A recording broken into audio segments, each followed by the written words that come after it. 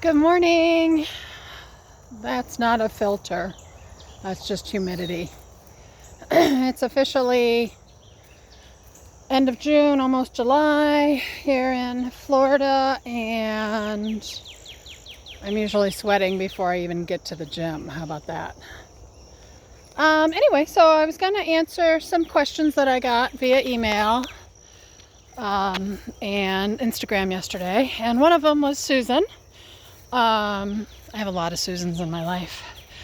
And she wanted to know, what do people find themselves doing differently after their Whole30, and how are those people successful after doing a Whole30? And it'll get, sorry, Theodore's eating, I don't want to know what. And how those people, how do successful people function after Whole30, I guess is what she was after.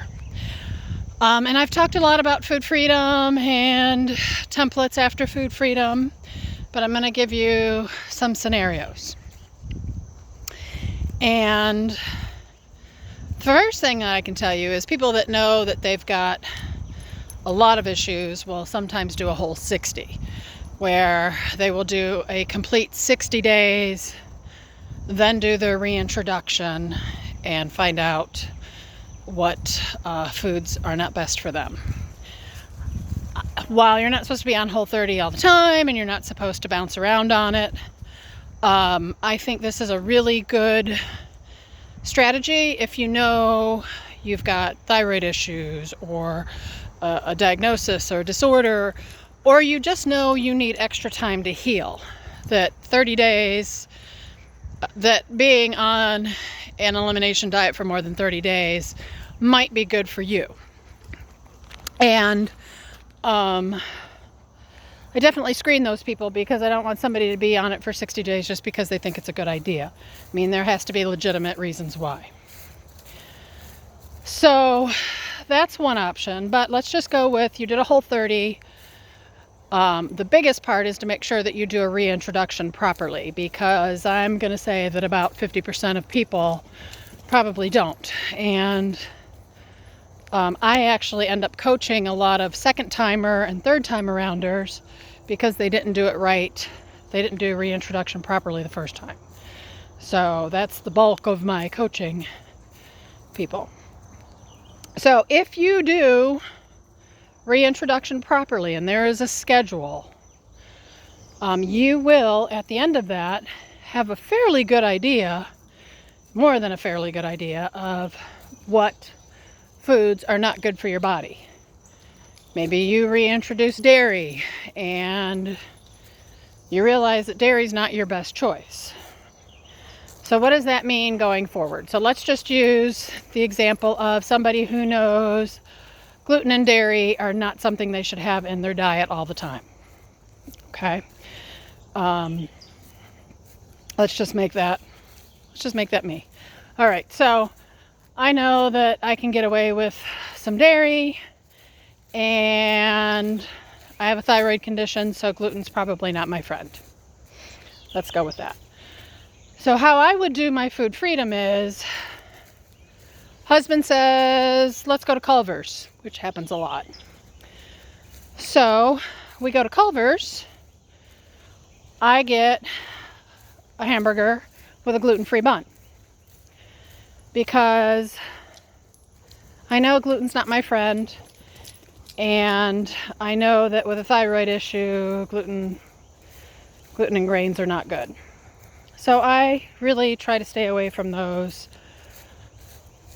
a lot. I probably fall down maybe once every 2 or 3 months on that, and it's usually a flour taco or a flour tortilla, or once a year I have a donut or something like that. I can get away with some cheese. I do better with goat cheese, so the cheese on the burger probably not going to bother me. I'm not going to worry about what they fry things in. That's my food freedom. My food freedom is I cook for myself. I know that I'm going to eat a protein, a fat, and a veg with every meal. and that I'm going to eat 3 meals a day. And that is how I continue my food freedom. It really is the Whole30 template. I stick with that. I eat 3 meals. I have a protein, a fat, and veggies with each meal. And so I'm really sticking with the Whole30 template, but I would never say I was on a Whole30, because you can relax the rules and you're still nourishing your body and you're still balancing your hormones. So my food freedom looks like a relaxed version of Whole30.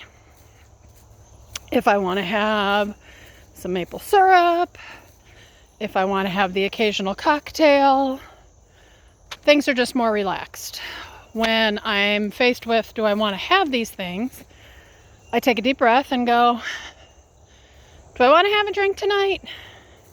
Is there anything that I'm going to do tomorrow that if I have a drink is going to make me feel crappy and I'm not going to want to do it, or I'm not going to be able to function, or I'm not going to be able to do that which I said I was going to do?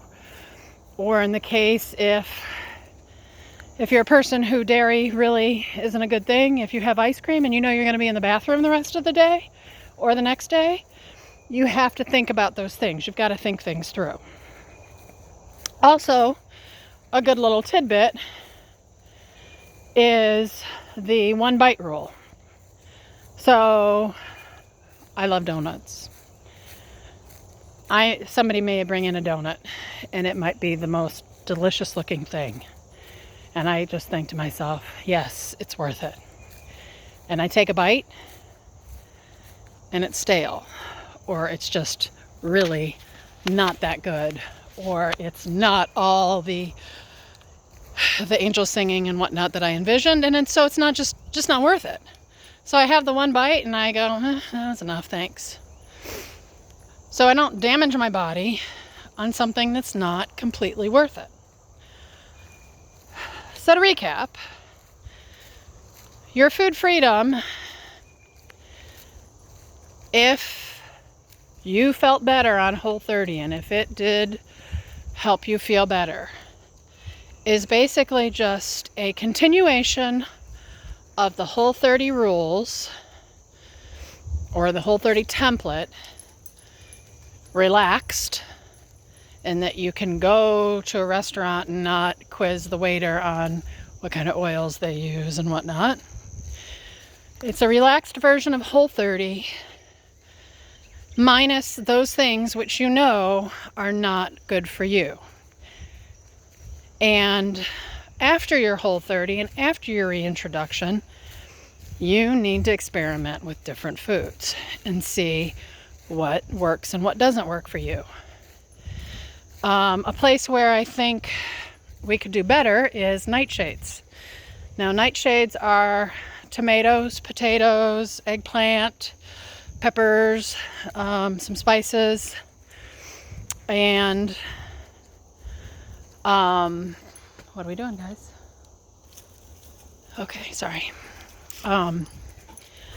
And I feel like after a Whole30 and after a reintroduction, it might not be a bad idea to take nightshades out for 30 days and then add them back in and see how you do with them. Because a lot of people eat a lot of potatoes and they don't realize how those may or may not affect them. Now, you may not have a problem with nightshades at all, but it's worth an experiment to find out.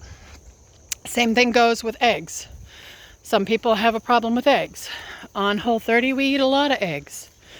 But that might be something that doesn't work well for your body. So after your Whole30, maybe take eggs out for 30 days. Maybe take coffee out for 30 days. Just start experimenting with different foods and different food groups and see what works best for you. I drink coffee now once a week, once every 2 or 3 weeks. I had some cold brew this morning. It was very delicious, but I don't crave coffee anymore because I gave coffee up for a month. And when I went back to it, I realized I felt better without it.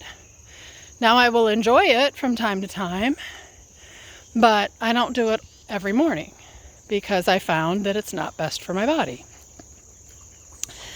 So what I would expect you to do is